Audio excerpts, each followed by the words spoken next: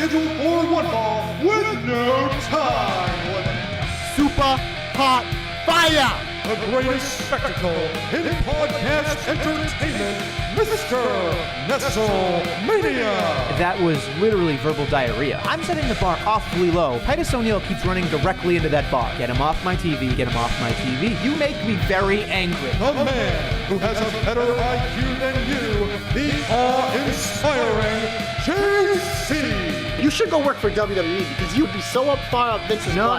Oh, you are such a sucker. You defend everything, all the bad moves they make. This is the Jobber Knocker Podcast.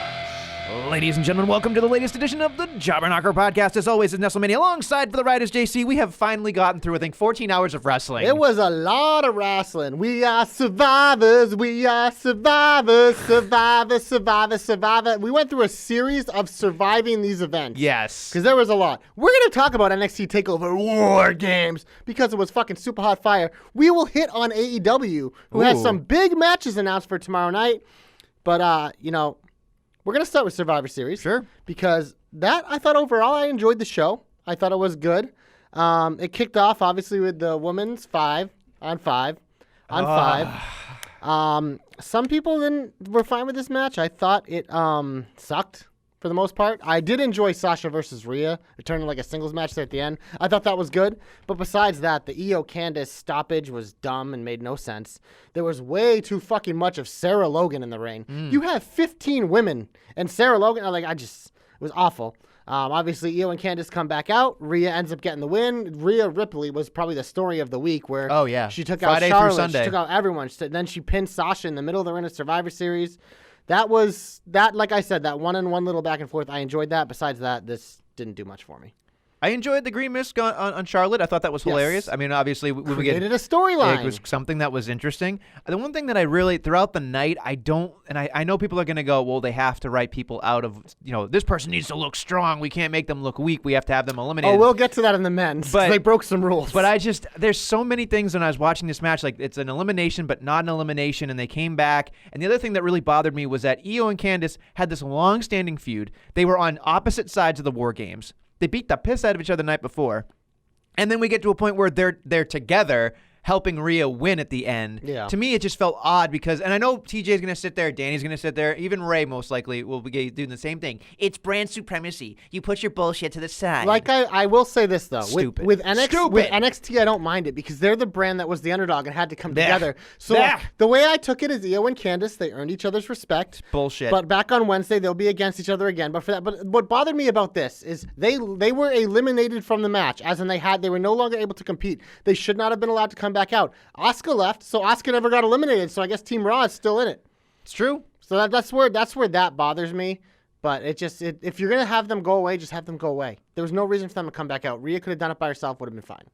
Yeah, let's move on. I don't want to talk about this anymore. It's upsetting. Roderick Strong, and probably the upset of the pay-per-view, steals the victory. I thought this was well done, obviously. This is how you do it. You have him come in, you have him steal the win. I had a lot of fun. Honestly, I had a lot of fun. It was good. Watching this match. I mean, clearly this is the match that I wanted to see. Out of everything on the night, I think this was the one that I was most excited about. I don't think it over-delivered. I think it delivered. And I was really excited to see Roddy win because I did not expect. I assumed AJ Styles or Nakamura. No, you picked Nakamura. I did, but I was hoping for the knock because I thought the knock deserved it, honestly, because he needed something, especially after Friday. We'll talk about that, I'm sure, at some point.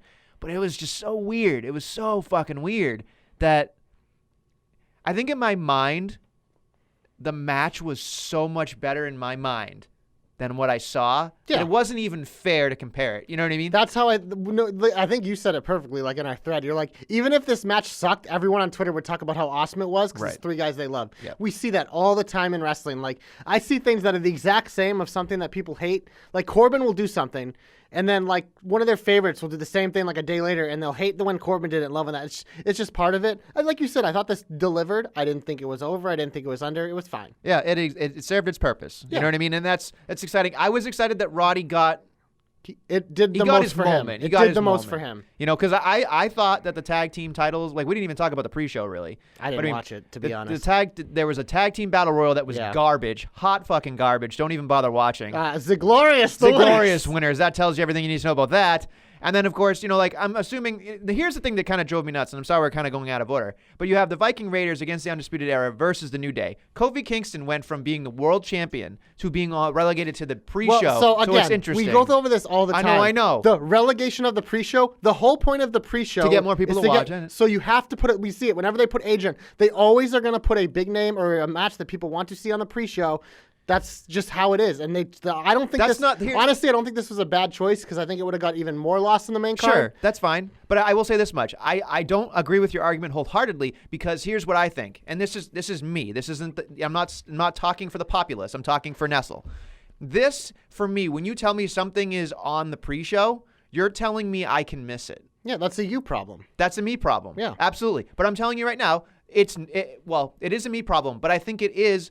To a certain extent, a certain population that watches wrestling that'll go, it's on the pre-show, who cares? That's really what it becomes to me. Yeah, but that's not what it's geared towards. It's geared toward those people that are trying to get to buy the network or to that's the whole point. Because they're like, we're giving this away for free. We want you to see it and love it and then buy our network. Sure, but I don't care. Yeah, because you already have the network. Right, and I think that's the problem is that, and I know it's not just for me. I get that. Yeah. But there is a problem. It's not all about you, Adam. Who the fuck is Adam? God. I thought we were over this already. But no, it's just there's little things here and there. Like Leo Rush versus Tozawa, and I don't even remember the other person. Kalisto. There you go. That was fine. They took one from each. They did the same thing last year in Raw versus Smackdown. Who cares? Kalisto, second year in a row, gets a cruiserweight shot out of nowhere, and whatever. That was fine. That was whatever. But that's what the pre-show is. It's a who cares who. That's what it is. I don't think it's a who cares who. It's a hey, let's give people who won't get enough time on the main card time to actually wrestle. So as a true wrestling fan, you should like it. But you're just so goddamn cynical, you can't get past it. I'm not cynical. Yeah, you are. I want it to start when I want it to start, and I want to do things. Because you're a fucking baby. No, I'm not a fucking baby. No, here's the thing. It's like you want the pay-per-views to be shorter, so they move things to this pre-show so the actual length of the pay-per-view ends earlier instead of jamming it all in the main card. All right. This is how you do it. It's smart. You can't have it both ways. You want it both ways. No, I don't want it both ways. You want to eat the whole fucking thing, and you don't want to get sick after. Listen, well, you know what? If you're going to eat it all, you're going to get sick after. Deal with it. I'm not going to get sick, and I don't dare call you a baby. You called me a fickle. You called me a baby. Fickle. You know what? Fickle. That's enough. You just told Daniel Bryan to shut up. Wow. Okay, moving on. From calling me a baby to go into something else. The next match. NXT Championship match. I had a perfect segue, and you ruined it. Well, try it. Let's see. No, I said from calling me a baby to not talk about Adam Cole baby. That's what you do in a segue. It was fine. It was a decent one, but you are stepping all over my toes today. Hopefully that's today. The whole point of this podcast is to step all over each other's toes until we have no toes left. Adam Cole versus Pete Dunne. It's not good. I love this match. This podcast is not going to go well today. Good. We're survivors, Train wrecking. We're survivors. There's only 2 men left, and we're going to eat each other alive. Thanks God you said alive. This match had some ridiculous spots, especially considering what these 2 motherfuckers did the day before, especially Adam Cole. This week was, I talked about Rhea Ripley coming out party. November was the Adam Cole month. Yeah. And I put this on Twitter. I've kind of sort of felt this way for a little bit of time, but this week solidified it. Adam Cole is the best wrestler in the world right now, bar none. No discussion. Thoughts? Who better? I will say that Adam Cole, pound for pound, is, in the ropes, the best wrestler alive right now. However, I will say this caveat. It's a hell of a lot easier when you're booked the way that he's booked. Oh, of course. But that's how any top guy is. No, I know. But I'm just saying he's protected by Triple H. He's protected by HBK. He also he's protected by earned Vince. This because he was doing this kind of stuff before he was put in these spots. It took him a while to get to this NXT title. Like, he went through pretty much all of it. He's held all the lower titles in NXT. He's worked his way to this moment, to the pinnacle. He's waited a long time. He's obviously a guy like us. He's not very big, and I know you're a big size shamer. I'm not a size. Adam you Cole are. is the best. No, I'm not. I stick up for the little guys. You're always like, he's a cruiserweight. I don't believe it. I stick up for the little guys. No, you don't. I am team shimmy, yeah. Oh, the God little damn guys. it. We are all about the little guys. Why he didn't have a match. That's not true. He We'll sucks. get there. Oh, my God. You are just off your rocker today with ridiculous, dumb stuff. But this spot had some ridiculously dumb, awesome moves. Bitter end of the Panama Sunrise was a lot of fun. I think that it's funny. A lot of people hate Pete Dunne. I love Pete Dunne. No, I think most people like Pete Dunne. It's just some people are size shamers like you and Cap.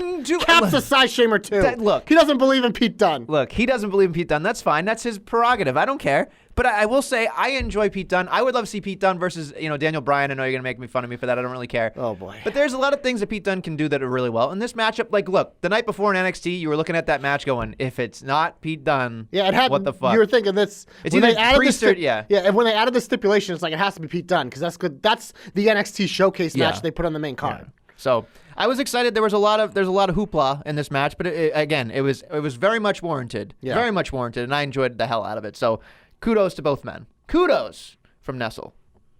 Moving on To your probably favorite moment to of my the night. Boner Jams 19. This is what it is. I right? enjoyed The Fiend and Daniel Bryan. I thought it was solid for what it was. The crowd was red hot for Bryan, which I like to see. This was the first time the crowd was really not really going against The Fiend, but red hot for something The Fiend was facing. And that's what I'm looking for in this evolution of it, is the crowd was red hot for Daniel Bryan and the Yes. They want the Yes movement back. And he was teasing it.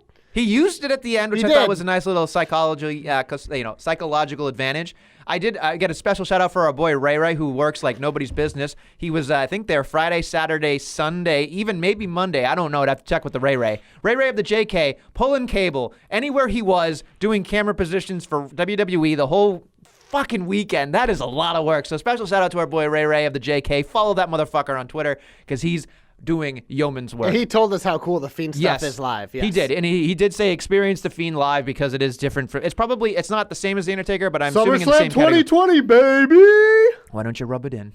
Anyway, let's move on. All right, so look, this matchup I thought was great. I enjoyed the fact that it was interesting, but it's a weird thing too, where the mandible claw was put in and it was a pin. Like, I don't know exactly how I feel about it. I didn't mind that because it was whenever I see the mandible claw, I'm like, if he uses it in the match, the guy's shoulders are going to be down. That'll be technically a pin before the referee checks to see if he's knocked out. Like, he's flat in his back, that's a pin. Sure. So I like that I like when matches end differently every now and then because I think a lot of the times it's just becomes so reliant on like finisher after finisher. It's like when a lot of the times like, why can't their signature end a match? Like, why can't Sami Zayn's Blue Thunder Bomb end a match? You know what I mean? Like, that's how you sell a move. And this, like, obviously we know the Sister Abigail still mostly his finisher, but he's using the mandible claw too. I like that it finished someone off.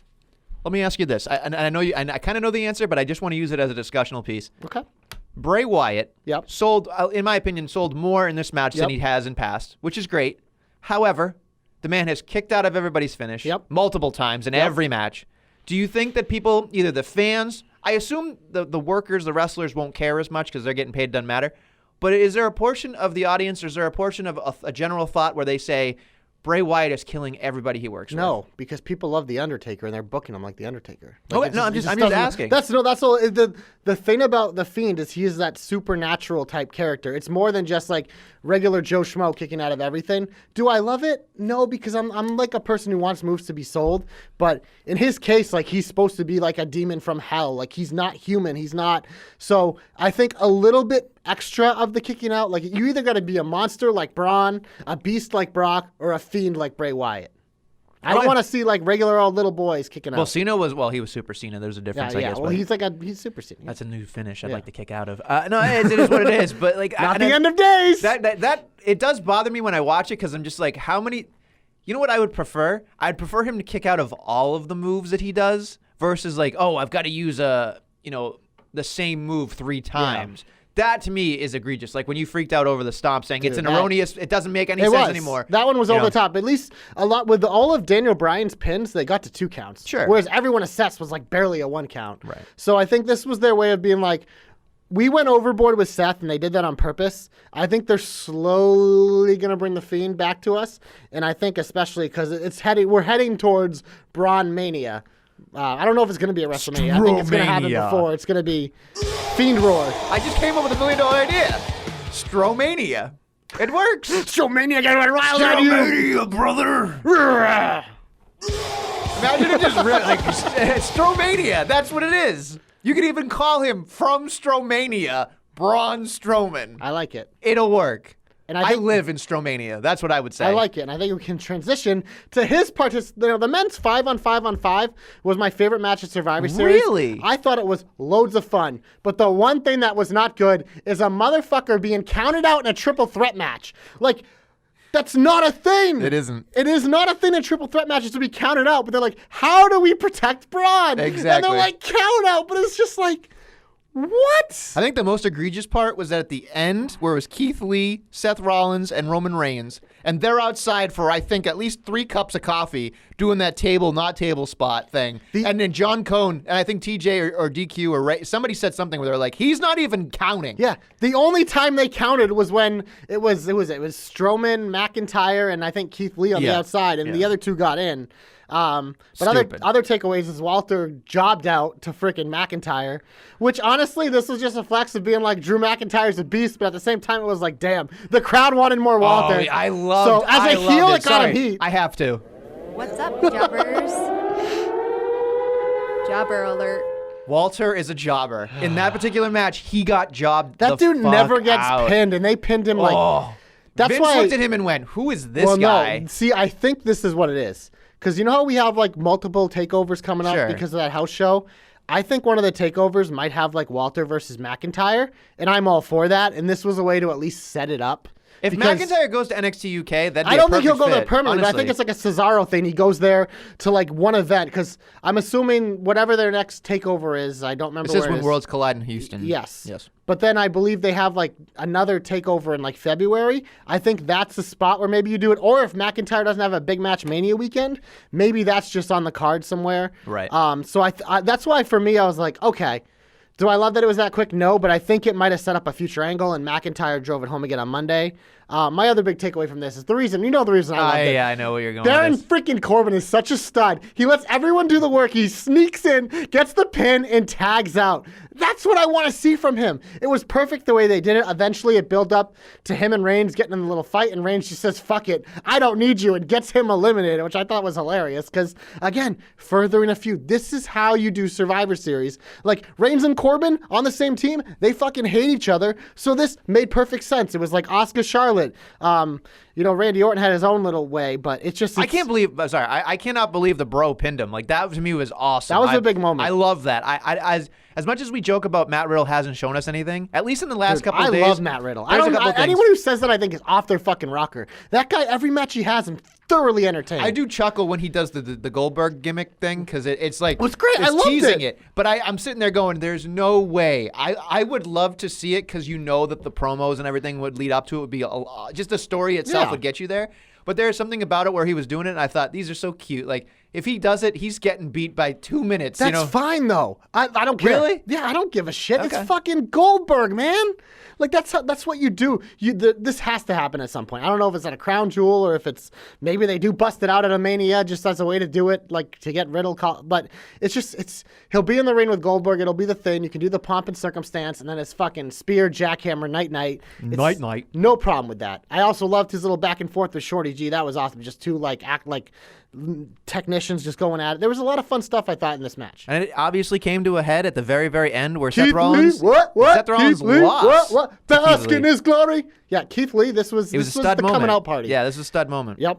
And I look, I was not surprised Roman Reigns won. I was kind of hoping that the NXT would win because I think it would be...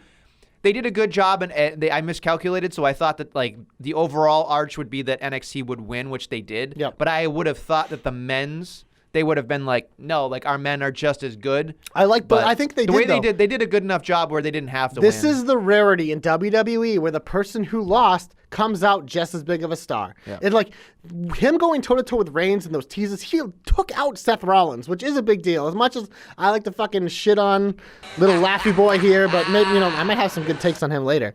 But it just like the Keith Lee moment, like him getting on the top rope, like this was just all so good. But it was just like, it's Roman Reigns, man. He is the number one guy in the company. I had no issue with it. This is how you booked it, man. This is how you book it. This is how you do it. From booking to brocking, we are owing. This is a match that we probably are going to discuss a little bit. Oh my God, I loved this match. So the Rey Mysterio comes out with and slides out, gets his lead pipe, looks like the Joker or whatever, and that's fine. I'm always whatever. There's a great thing on Twitter where someone's like, "Why is Rey Mysterio dressed as Seth Rollins?" And I was like, "Oh Jesus Christ, here people go." But God, like there's so much more fun that you can have.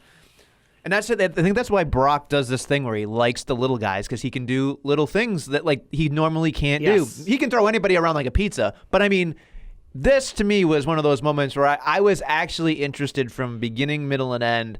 And the one thing I said a couple weeks ago, and I truly believe this match highlighted, was Rey Mysterio for the longest while has been just kind of Rey Mysterio. This is the only time where I was like, Rey Mysterio is going to give that magic. Rey Mysterio is going to have that something where you believe in him, you know, and it transferred over on Monday as well. We'll get to it, I'm sure. Yes. But there was something about it. I could not take my eyes off of just how ridiculous this match was. I loved it. And the crowd, like, as much as I hate Dominic. Dude. But the minute he came in the match, I was going, oh, fucking fuck him up, Brock. And then when he hit him with the low blow, I was like, oh, no. Oh, God.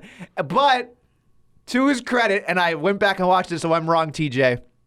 He did connect on the double 619. Double froggy, too. The frog splash, I left me a little bit to be desired. I don't but care. The whole moment was like, holy shit, like, this was fun. That was awesome. That was good. It was a moment in which I went, this is exactly, two people beating Brock makes perfect sense. Yes. You know, and and the fact that you were like making, I think somebody goes, oh my God, they're going to be co-champions. And I was like, oh no. But it makes you believe, and it takes you into that deeper one of being a wrestling fan of, like, you put that shit aside and it's fake to, holy shit, this is like a really cool thing, and it gets you immersed.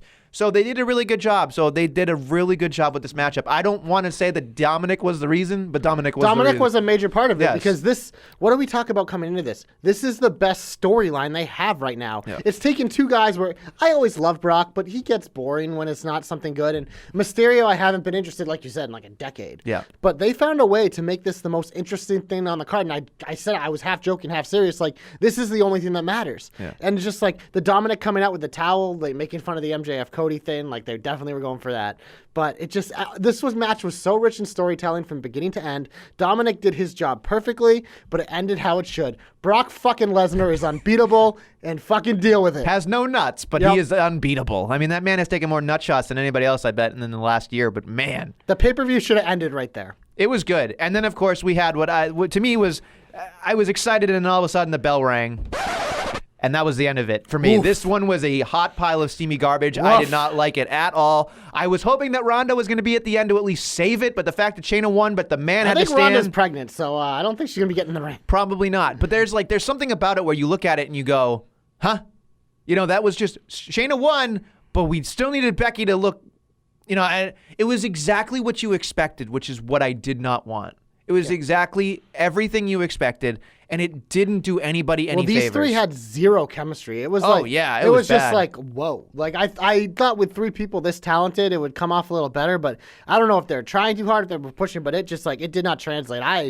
I legit was just like, I don't want to watch this. Like, it was bad. Like, this was bad, and then, of course, just forcing the Becky stand tall thing, but then shouldn't even show up on Monday, which I think is interesting because of that opening segment. Everyone got called out, even though she lost too, but... You know, that's an excellent point. That never crossed my mind. Yeah, that never crossed my mind. They're freaking together, so Seth isn't going to call the man out. You know, that's a good point. I did not expect that. She wasn't on the show at all. Yeah, no, I know that, but Yes. I did not correlate the fact that Becky, and that was interesting. That's a good insight there. Shall we transition? Sure. You'll always be in my shine. Mwah. I don't know if this is going to shock you, but I love that segment. Because what have I been saying about Seth? This bullshit little whiny bitch boy shit he's doing on the internet, put that on TV. Mm-hmm. They did in this segment. They did in later segments. They did throughout the entire night. They took whiny bitch boy Seth, like on the internet, who was just obnoxious, and put him on TV. I liked it. Sethy boy, I'm putting you in the shine for probably the first time in 2 years. I love this segment. I loved him just calling everyone out. And Randy Orton, of course, being the first one and just walking away is perfect because Randy Orton literally, without saying anything, just said, yeah, you don't matter to me. You're irrelevant. You're not even worth me getting upset and fighting you. Charlotte followed suit. Then he attacked AOP, which was hilarious. It's like they weren't even on the card. And he's just going out there. I'm like, you're going to regret that. But, you know, we'll talk about that. I was going to say a little bit later. But just going around the ring and eventually everyone walks out in them. And then, of course, the most over man in Chicago, man, Kevin freaking Owens, dude. Mr. NXT. Mr. Everything. Mr. Phenomenal. He is the best. And I do want to say at this point, like his backstage promo that he cut on Seth. He didn't yell. That was a superb promo. Like if I'm getting a new wrestler coming in, be like, hey, you want to watch a promo? That one's at the top of the list.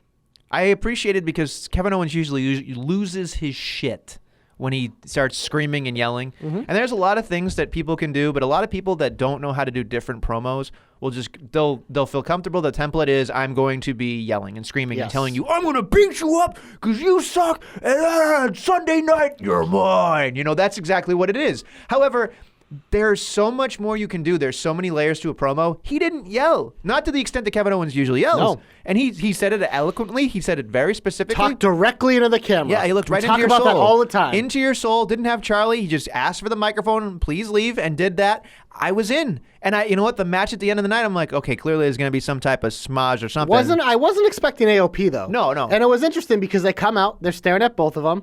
Of course, KO initiates it. They beat the piss out of KO, and then there's two things here. And I'm curious your take because it could be either that they're aligned with Seth Rollins. That's the obvious one. Like they didn't attack him, but at the same time, it's also like, do they just think he's not worth it? Much like Randy Orton.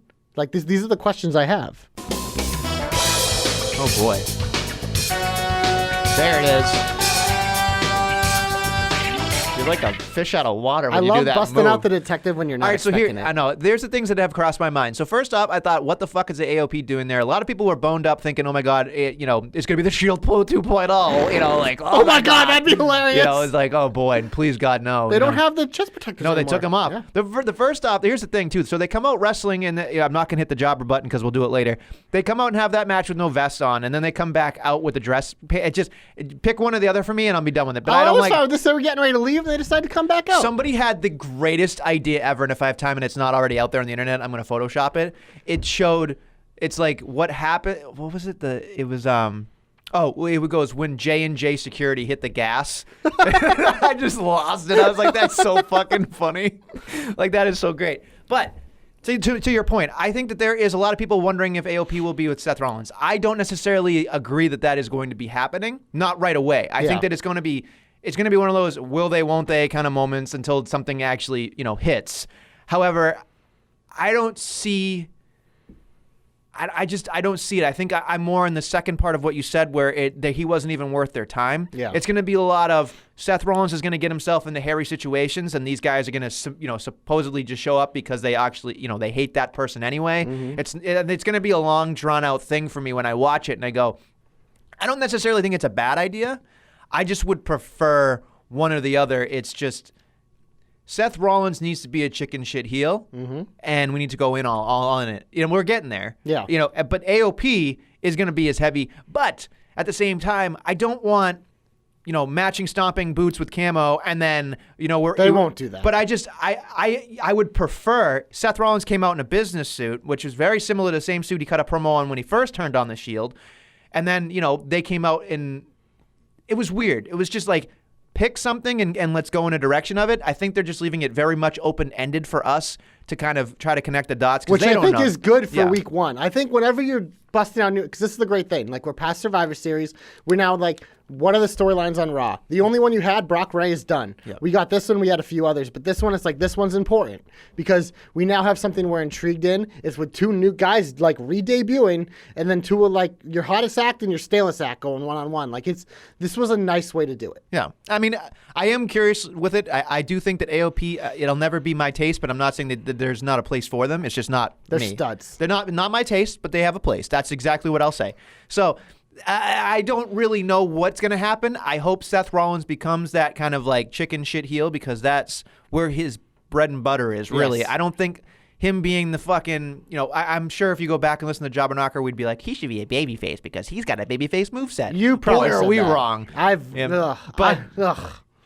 That's just what it is. So let's move on to something else because I don't necessarily love the idea of this whole thing. So. All right, well let's get into what I thought was my favorite part of the night, which was the whole U.S. title situation.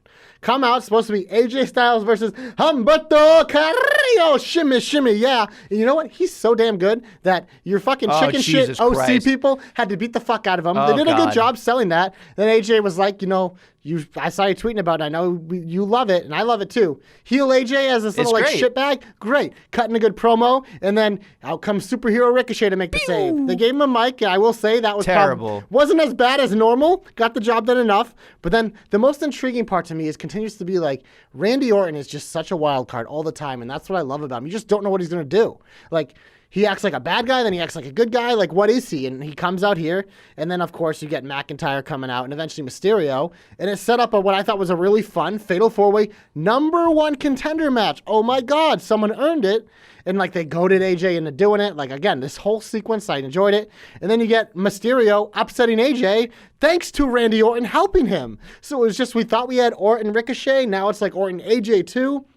I like this. There's a lot of moving parts in this whole mid-card title. Like, Brock's probably not going to be there for a little bit, so this needs to elevate up the card and be a really important thing. You have a lot of legit top stars all around this title, and I love it.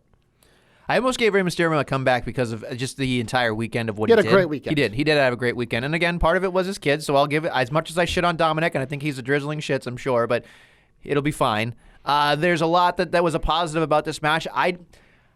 I'm glad that the Mac was in the match. It was a little weird. I appreciated, he's like, AJ Styles versus McIntyre's never happened, whatever. It's like, okay, all right, whatever. And it just, I could have done without the longer promo portion of it at the very, very end. It felt like, okay, this is enough. But when Ray came out, I was like, okay, let's end this.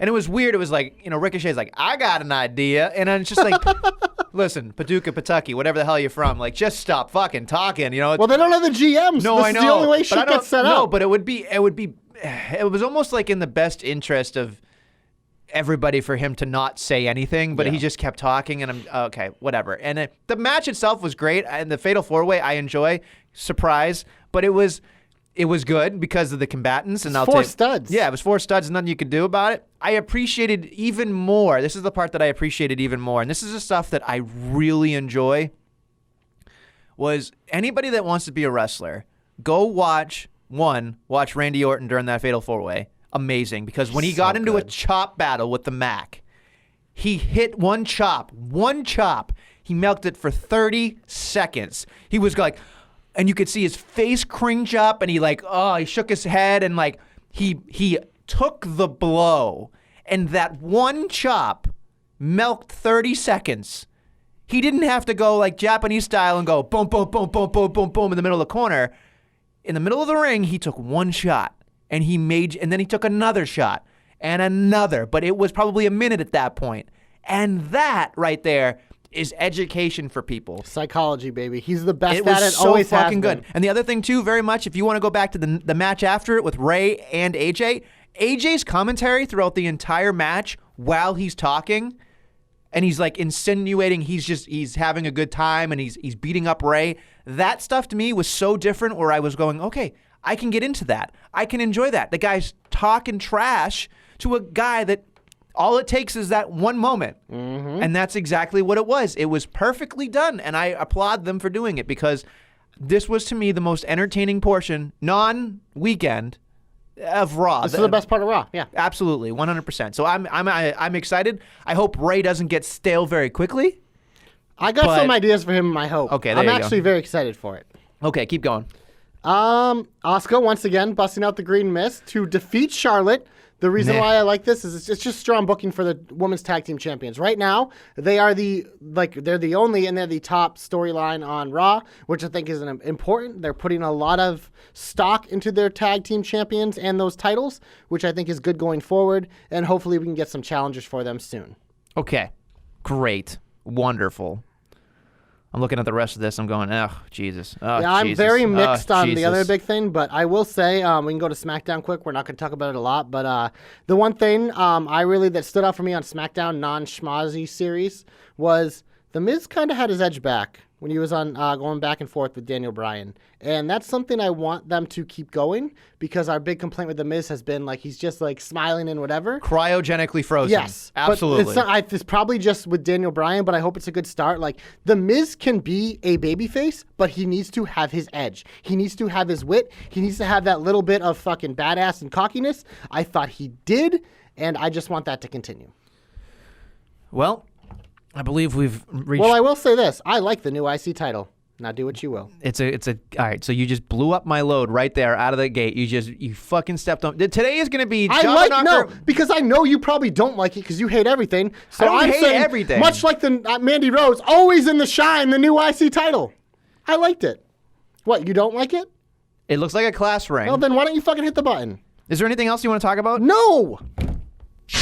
There. See, I set up a transition, and you complain about it.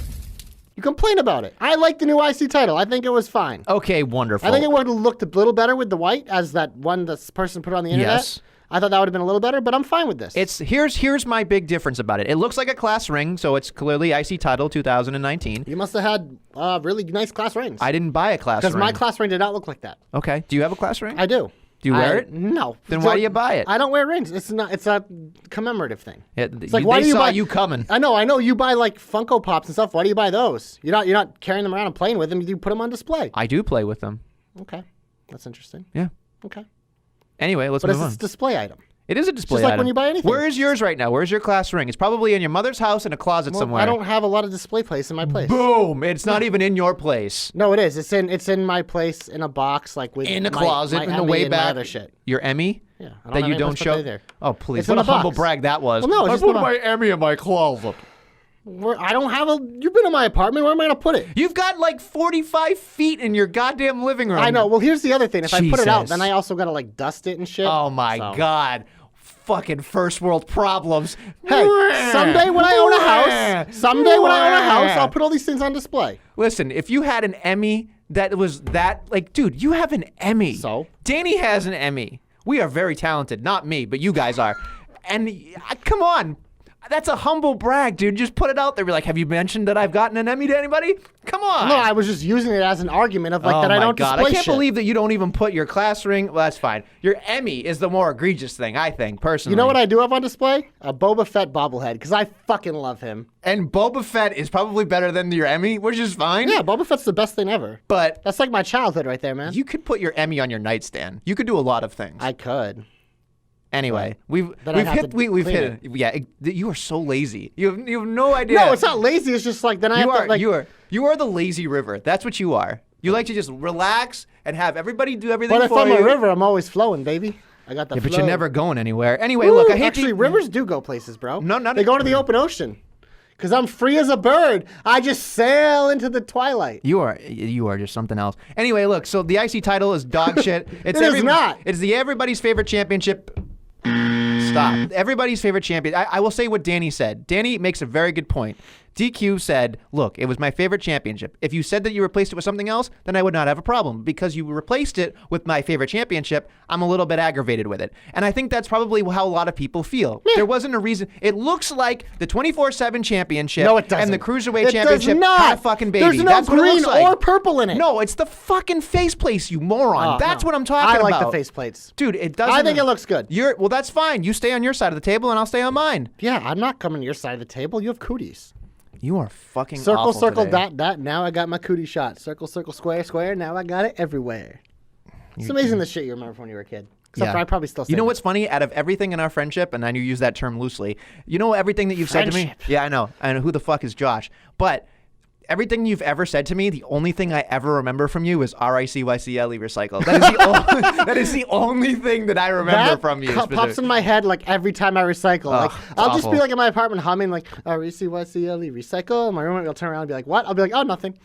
Stupid. Anyway, back to SmackDown. There's a lot of garbage on this show. It's a lot of schmozzing, a lot of whatever. Very quickly, Rhea Ripley did pin, which I thought that finish in that women's match, triple threat, Sasha and Charlotte. I almost combined their names.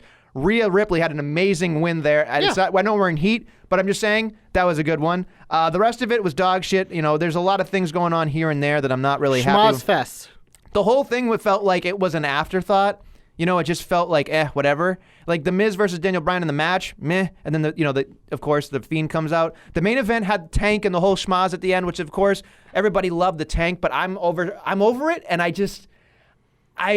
think I got super fatigued by last that's week. what I said last week. I was done. I got fatigued by the whole Survivor Series portion of it, and now we're at a point where here's what I hate about Survivor Series. Everybody's like, oh, brand supremacy, brand supremacy. Then guess what happens on Monday? We go right back to what we were doing.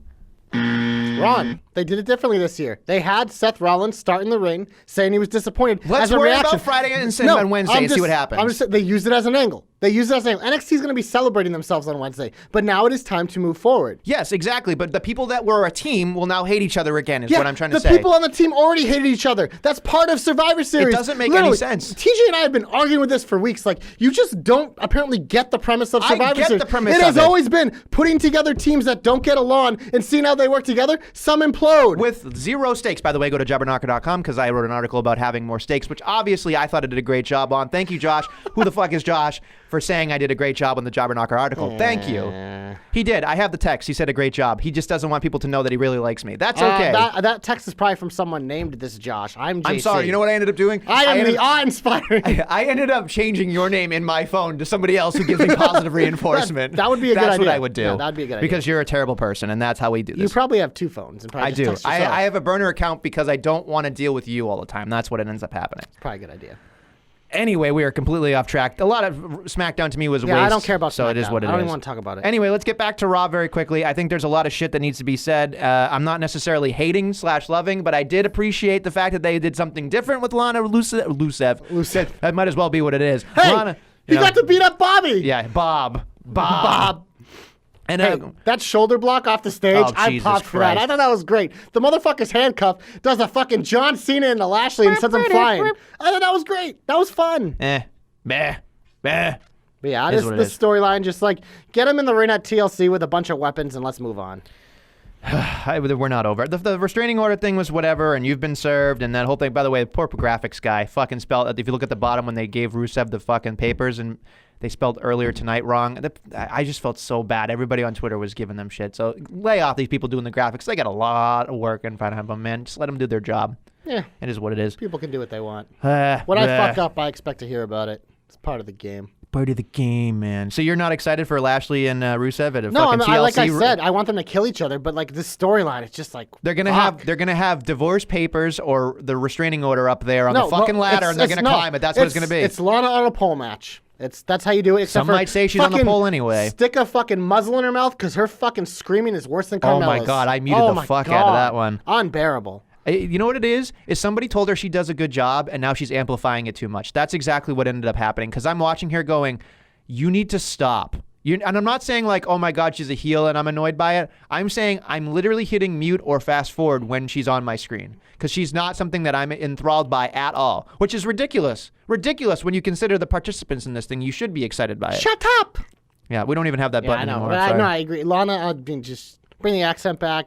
I don't know. Just, God, that's bad. Charlotte Flair versus Asuka, we had talked about, didn't want to have Well, the I will minutes. say, the King killed Ric Flair on commentary. Did you hear that? Oh, I heard about that. He said looking down on her. Rick was looking down on her last night. And Rick goes, he's not dead. It was so awkward. Yeah, it was very much an awkward thing. There's a lot of things here that it's just super whatever. I think we should hit the Jobber Knocker favorite button. We're going to hit this very quickly. What's up, jobbers? Jobber alert. Where do I start? What's the guy's name? The actual jobber that was on. Kyle Roberts, I believe. Let me see if I got this. I mean, it's all in about it. Kyle Is Roberts. it Justin Roberts' little brother? Yeah, probably. That's probably another dig at AEW. Thank you very much. Whatever. It is what it is. And, of course, this is the part that makes me giggle. The first, like, no, that's not true. I was going to say 6 matches. Titus O'Neil, Jobber Alert versus Lashley. Don't call it a Boom. comeback. He's been here for you. Stop it. Stop it. Just fucking stop it. Then we get to fucking AOP versus Jobber Alert. Fucking Hawkins and Ryder. Ugh. Then Tozawa losing Jobber Alert to CN. He lasted Jobber. like 3 minutes. Jobber Alert. 3 minutes? You tell me what a jobber match is. It's 3 minutes or less, or your wrestling is free. That's exactly how I felt when I was watching this thing. Boom, boom, boom. Not a big deal. It is what it is. Buddy looked good. We'll talk about that later, I'm sure. There were. I didn't even There was look a jobber alert in that match, too. You're just not going to say it because it's your boy. Hey, listen.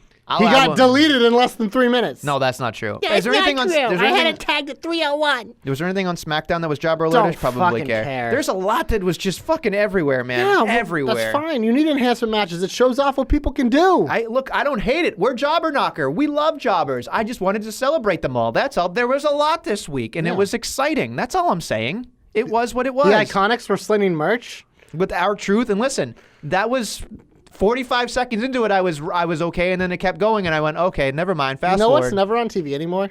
The 24/7. The jobber title, yeah. exactly. Because then nobody cares about it. So Yeah. there it is. Which honestly, if they want to use it as an internet title, fine.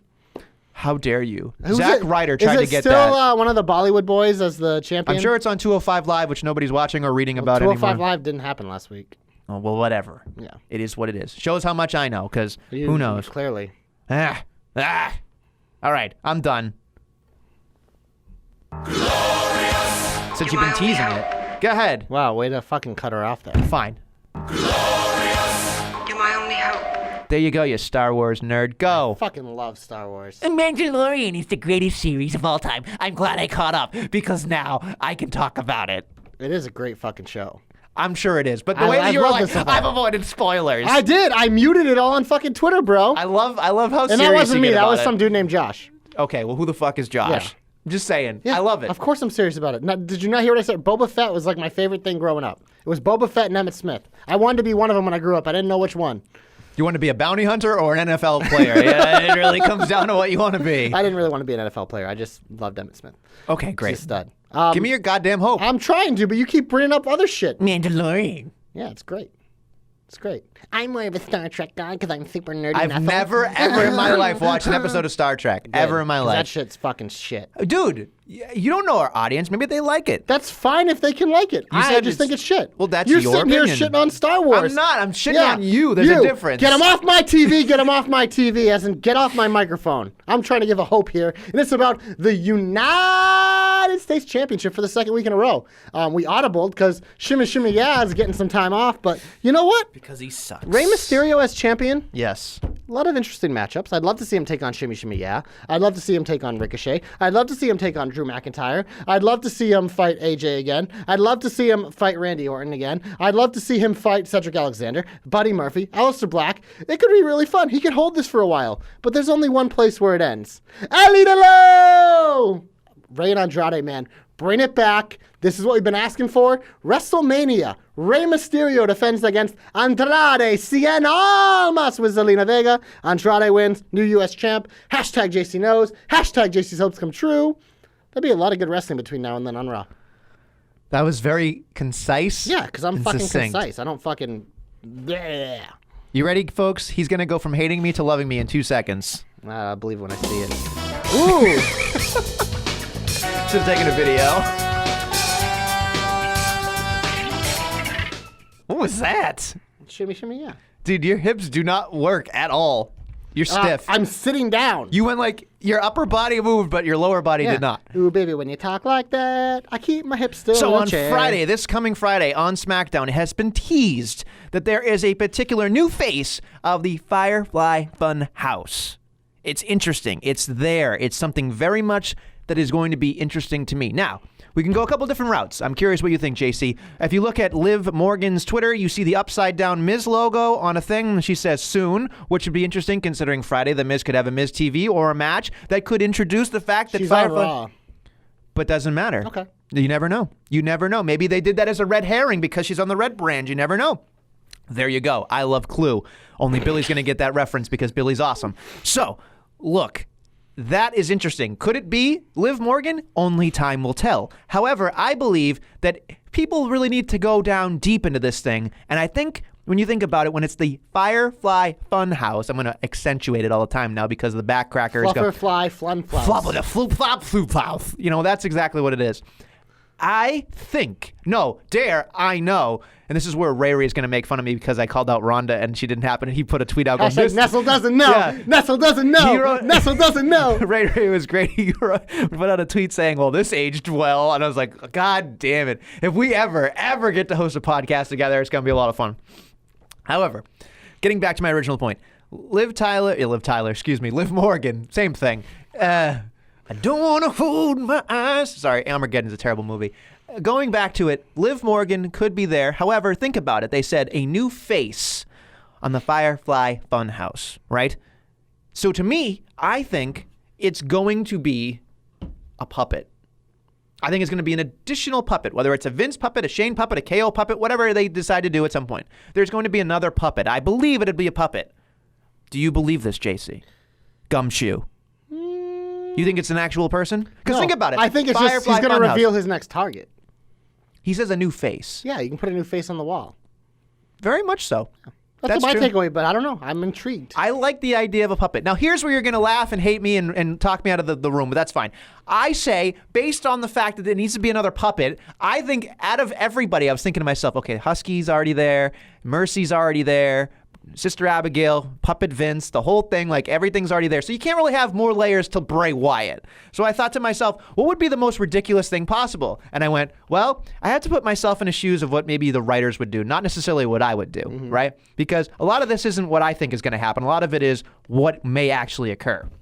And I truly believe, going through all of my research, that I think they are going to introduce a goat puppet because of Daniel Bryan. I don't know why, but I think that there is going to be some type of random, you can call him Yessie. They'll do something weird like that. I doubt that it is going to make any sense. He eats a tin can. He'll eat vegetables. He won't eat meat. I'm assuming they're going to make fun of Daniel Bryan with this puppet. I really do. I don't know why, but there is something about it that makes me think there is a goat puppet. I don't know. Tom Brady?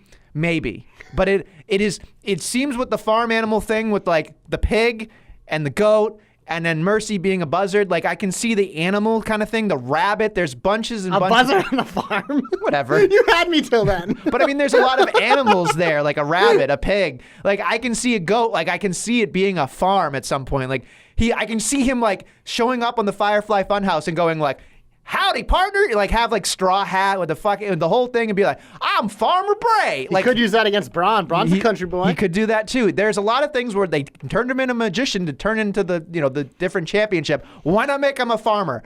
I really hope that this is not going to happen. But to me, when I was looking at it, going, this seems like a logical step. If it's Liv Morgan, fantastic. Everybody's going to blow their load. However, I think the goat puppet is something that seems very WWE-ish, and that's what I think we're going with it.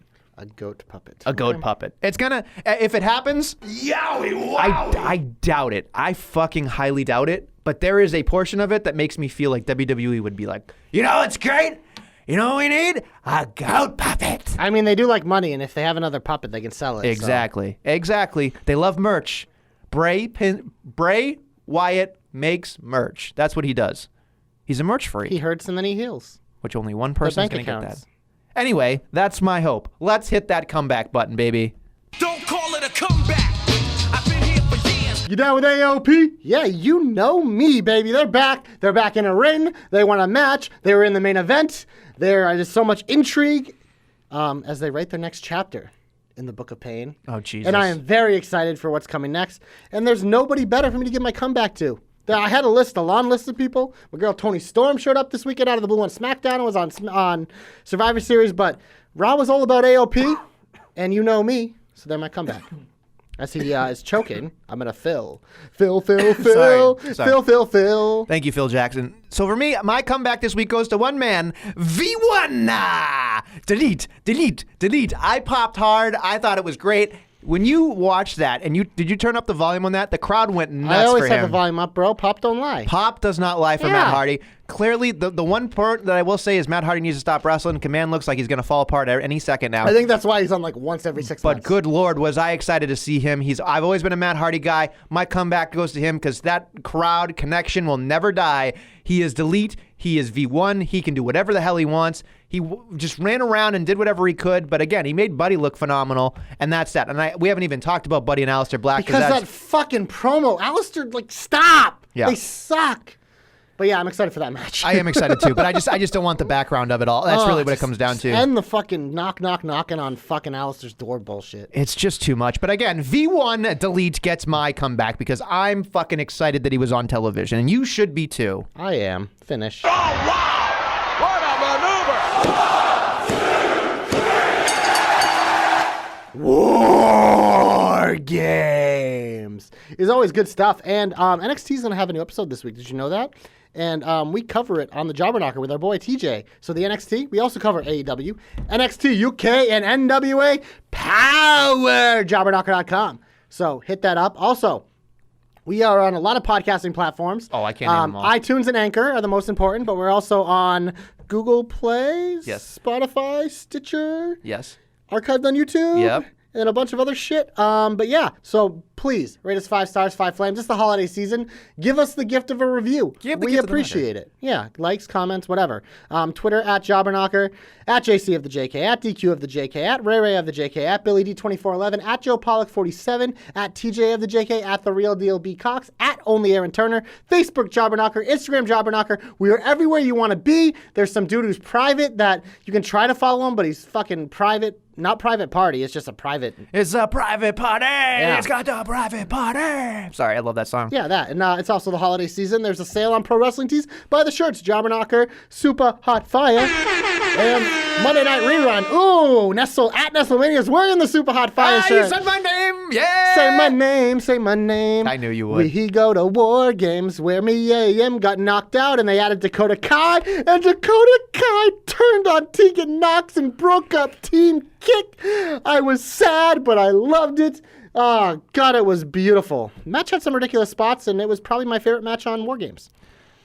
I'm going to use this quote from one of my friends who could have predicted that one with a butter knife. I don't know how that makes any sense, but I will say Dakota Kai, sometimes wrestling's predictable, and sometimes it needs to be. I was very excited to see it. But, like, when it's that good, it doesn't matter. It doesn't matter. Yeah. There's a lot of good stuff about it. I was very excited to see her do that. I thought that she could do basically no wrong, and now she's back where she needs to be, being by herself, not with everybody else. And Tegan Knox, was out and took a beating in that cage, so that was nice. We got a storyline, though. They created, not only do we have Ripley Baser, because Ripley, of course, got the pin, you also have Tegan Dakota in the undercard, and then who knows what else. Like, for a division that we were probably talking about 6 months ago, the NXT having no women's division, they now have one of the best women's divisions in wrestling, and it's not close. Definitely the best one on Wednesday nights. Moving on, we get to the Dane versus Priest versus Dunn. This was an interesting... It's a good match. It was a good match. Dane sat on... I don't know if you saw that. The Michinoku driver, he literally landed on Priest's face. Yeah. I was like, oof, that's not good. Ring awareness, bud. Ring awareness. Sit on my face. Yeah, That's exactly what Priest wanted. Well, that's disgusting. Anyway, the flying over the turnbuckle was cool, and there was a lot of good things there. I thought Priest looked the best out of the three of them. He's good. He's good. And again, we've had this conversation on our thread, but it's really the same hitting home is these guys don't get enough time, and you don't expect a lot of things, and then you get something like this, and you get to see, oh yeah, Damian Priest in ROH, Punishment Martinez wasn't really that great. However, in NXT, he's amplified. He gets this whole thing. He's very much himself, and it worked. It worked the whole thing.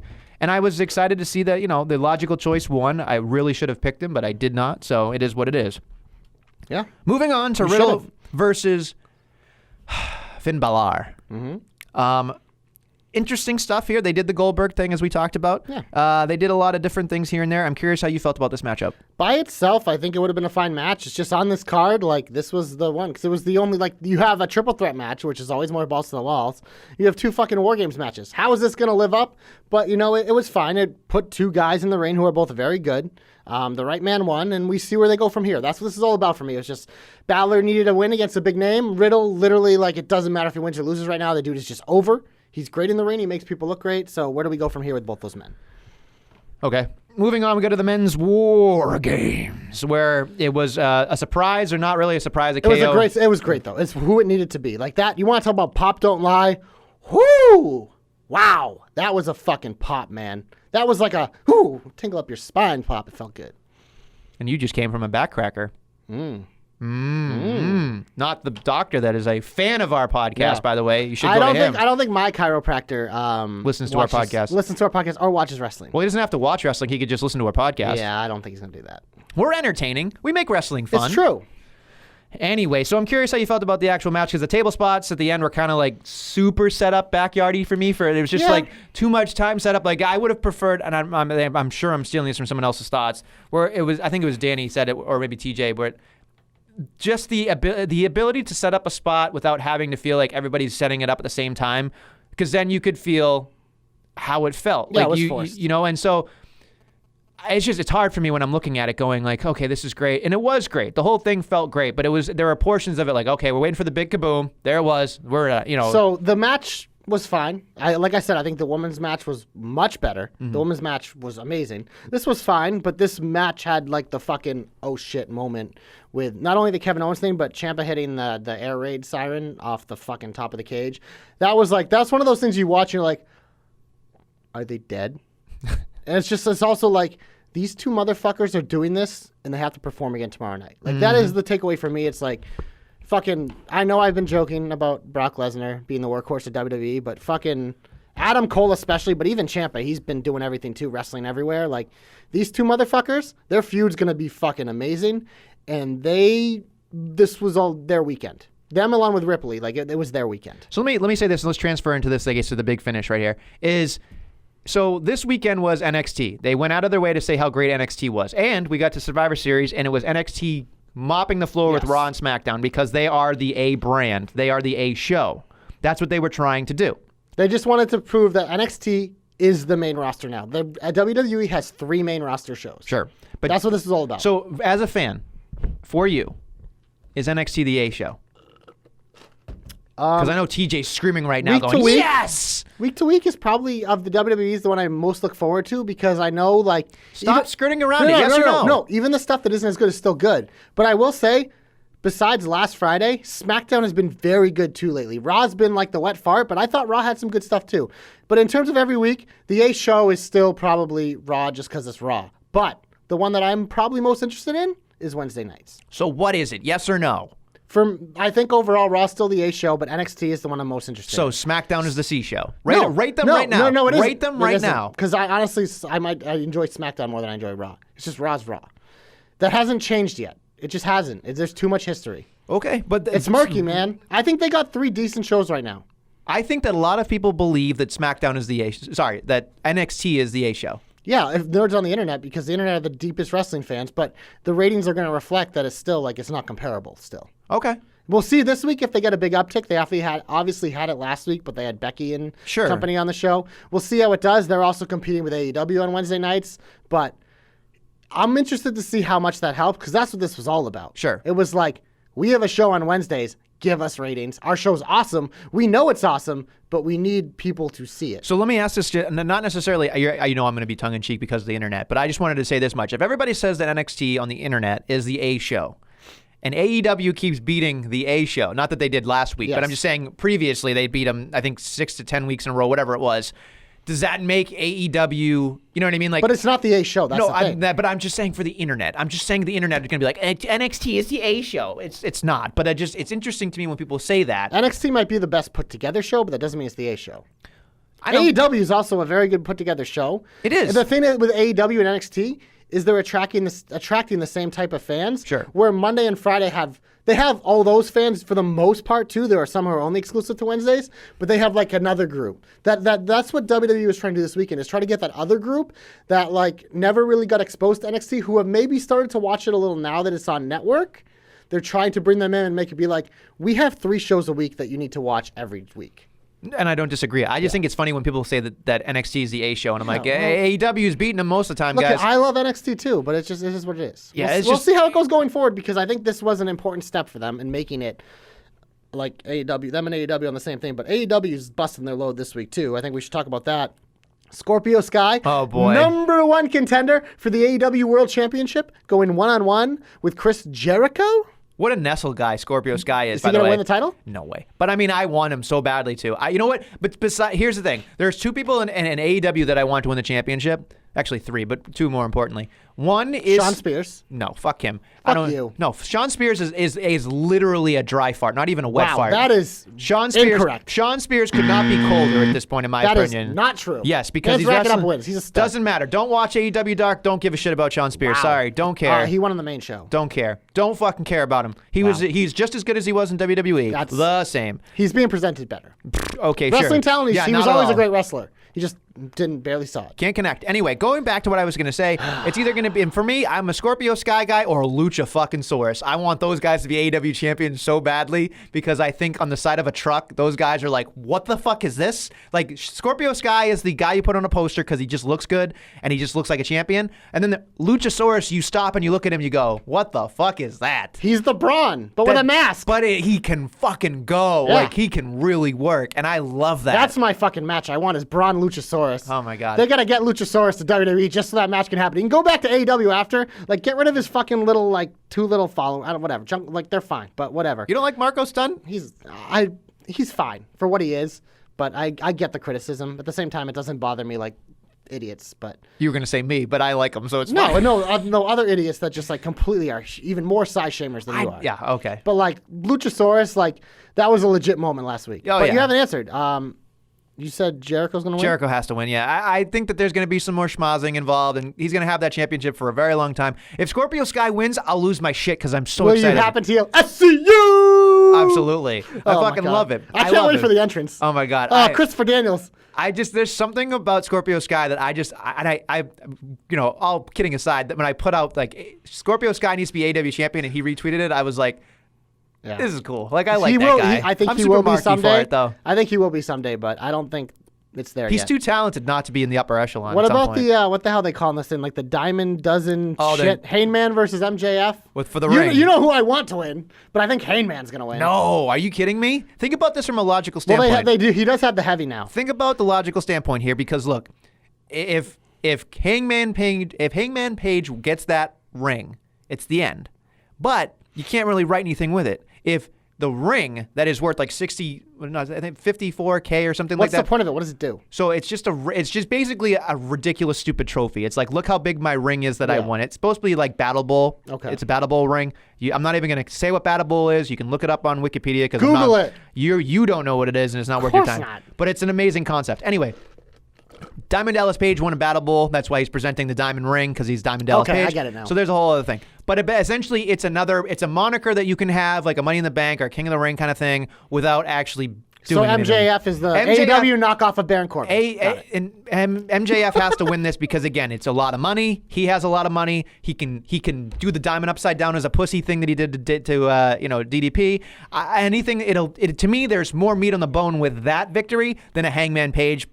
I don't know why he gets pyro victory. I agree, but at the same time, there's the Cody angle. Cody could cost MJF, and I know Hangman's broke away from the Elite, but they might be looking for a way to give Hangman a random. We see it all the time. They try to give these random, because I don't even know. Are they trying to like turn him a little bit? Is that why he broke away? He just excommunicated himself essentially. I don't know. I just have a feeling that he might win because they seem to give him a lot of things. I agree. I think MJF would be the good choice, but Yeah. I think this is how they could use this as a way for Cody to get revenge on him and really like dial their feud up to 11. But I could argue this all day, but I don't see it. I really don't see it. So for me, it's an MJF win, and I think it's something that will continue to elevate MJF, and that's what I'm looking for, honestly, because it seems like there's more meat there. That's all. There's more meat on that ham. So that's that. Anything else on AEW? You all set? I think that's what they have booked. You all set, my pet? All I right. can't wait for the dentist's match. So I can go take a piss break. That's why. Wow, that's disrespectful. She's not good, Bob. She's not great, Bob. Not good, Bob. Not great. It's like you guys say you want to take the roles and you say it wrong every single time. It's the same thing. Yeah, but except for people actually understand this reference and don't understand yours. I hate you. Anyway, thank you for listening. Thank you so much. Thank you for listening to the Jobber Knocker. We will be back next week with more Jobber Knockery. Man.